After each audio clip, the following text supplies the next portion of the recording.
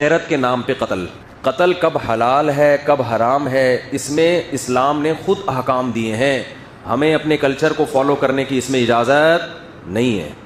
انسانی جان کا قتل اتنی ہلکی چیز نہیں ہے کہ آپ کہتے ہیں کہ یہ ہماری غیرت کے خلاف کام ہوا ہے لہذا ہم کیا کر دیں گے، جان سے مار دیں گے. اس خون کو بہانے کی نہ باپ کو اجازت نہ بھائی کو اجازت، کیونکہ سوشل میڈیا بہت کامن ہو گیا ہے. گاؤں گاؤں میں، گھروں گھروں میں فیس بک، یوٹیوب، موبائل فون، اینڈرائڈ جو سافٹ ویئر ہے وہ ہر جگہ پہنچ چکا ہے.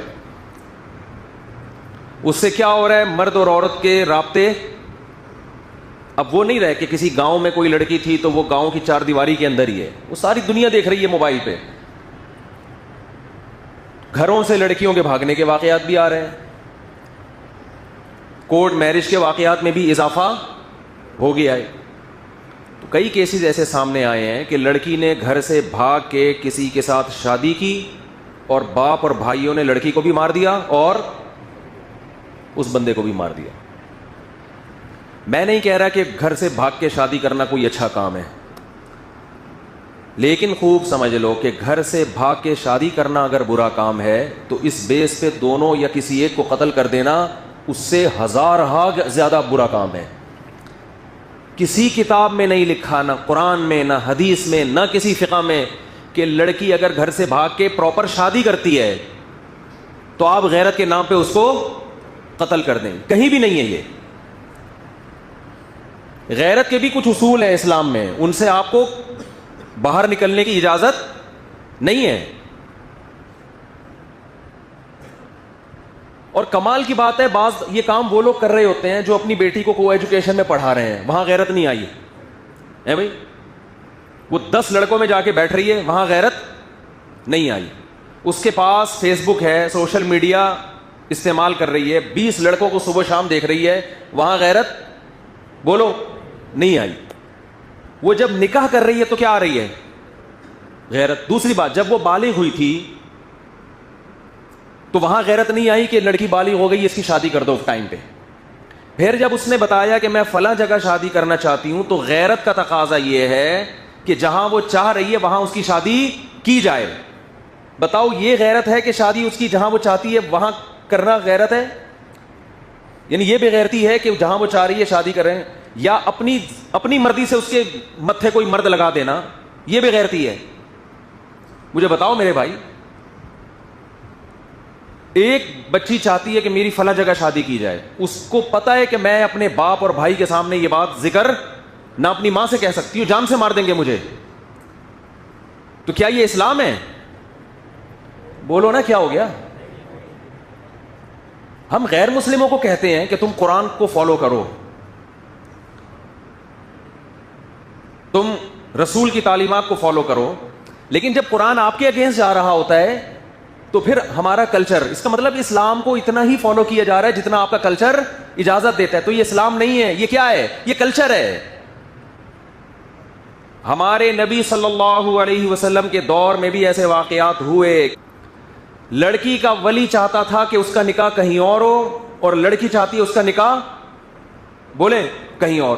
ایسے کیس ہمارے نبی کی مجلس میں آئے ہیں، صحیح حدیث ہیں. ہمارے نبی تو لڑکی کو یہ نہیں کہا کہ یہ تو غیرت کے خلاف کام کر رہی ہے، یہ کیوں کہہ رہی ہے مجھے فلاں جگہ شادی کرنی ہے. بھائی محمد صلی اللہ علیہ وسلم سے زیادہ کوئی غیرت مند ہو سکتا ہے؟ تو آپ کو تو غضبناک معاذ اللہ ہو جانا چاہیے تھا کہ ایک لڑکی، ایک نوعمر بچی تھی، اس نے یہ بولا کیوں کہ میں وہاں نکاح کرنا چاہتی ہوں؟ یہ بولا کیوں اس نے؟ اپنی ماں سے یہ کیوں ذکر کیا اس نے؟ نہ تو نبی نے اس کو غیرت کے طعنے دیے، نہ نبی صلی اللہ علیہ وسلم نے اس لڑکی کے ولی کو یہ کہا کہ تم گن پوائنٹ پہ اس کی وہاں شادی کراؤ جہاں تم چاہتے ہو، اس کی مرضی کی پرواہ نہ کرو. بلکہ بالکل ہمارے معاشرے کے الٹ کام ہوا ہے کہ بچی چاہتی تھی کسی غریب صحابی سے نکاح کروں میں، اس کے ولی چاہتے تھے مالدار صحابی سے، اور مالدار صحابی مغیرہ ابن شعبہ.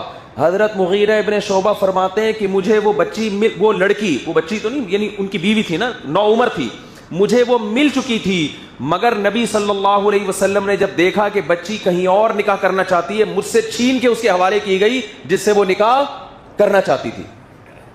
تو ایک یہ والی غیرت ہے، ایک ہماری اپنی غیرت ہے. تو آپ بتاؤ کون سی قرآن و سنت کے مطابق ہے؟ غیرت یہ نہیں ہے کہ آپ کی بچی کہیں نکاح کرنا چاہتی ہے تو آپ اس کو یہاں پسٹل رکھ دیں اس کی. غیرت یہ کہ جہاں وہ چاہتی ہے آپ وہاں اس کا نکاح کر دیں. ہاں اگر غیر کفو ہے, اس کے لحاظ سے بہت کم تر ہے, کوئی چرسی ہے, کوئی ہیروئنچی ہے, پھر شریعت نے باپ کو یہ حق دیا ہے کہ وہاں اس کو نکاح نہ کرنے دے, کیونکہ اس میں خاندان کی عزت داؤ پہ لگے گی. ہمارے ہاں کفو اور غیر کفو کا جو معیار ہے وہ نہیں رہا جو اسلام نے بتایا ہے. دیکھو اسلام کہتا ہے لڑکی غیر کفو میں نکاح نہیں کر سکتی. غیر کفو کا مطلب وہ جو اس کے ہم پلہ نہ ہو, اس سے کمتر میں نہیں کر سکتی. لیکن کمتر کی ڈیفینیشن غیر قوم نہیں ہے. کمتر کی ڈیفینیشن یہ ہے کہ لڑکی ایک اچھے خاندان سے تعلق تھا اور لڑکا چرسی ہیروئنچیوں کے خاندان میں پیدا ہوا ہے. یہاں اگر آپ کی بیٹی نکاح کرتی ہے تو آپ کی عزت کا جنازہ نکلے گا, یہاں آپ روک سکتے ہیں اس کو. لیکن اگر وہ اپنے ہم پلہ میں کر رہی ہے, چاہے وہ غیر خاندان ہو, وہاں آپ کو اس سے روکنے کی اجازت, بولتے کیوں نہیں بھائی, نہیں ہے. سوشل میڈیا پہ بھی ہے, وہ لڑکی کورٹ میرج ہو رہی ہے, باہر نکلتے ہی کیا کر دیا, دونوں کو گولی مار دی. اور اکثر اس طرح کے خاندانوں میں سب کی بات نہیں کر رہا, مرد جو مرضی عیاشی کرتا پھرے. اسلام یہ کہتا ہے کہ جب آپ کو یہ شبہ ہے کہ آپ کی بیٹی, آپ کی بہن کہیں کسی کو لائک کرتی ہے, تو اسلام یہ نہیں کہہ رہا کہ اس کو کیا کرو, آپ اس رشتے کو توڑو. اسلام کہتے ہیں اس کو کس میں بدلو, حلال میں. ایسے لوگ بھی ہمارے علم میں ہیں.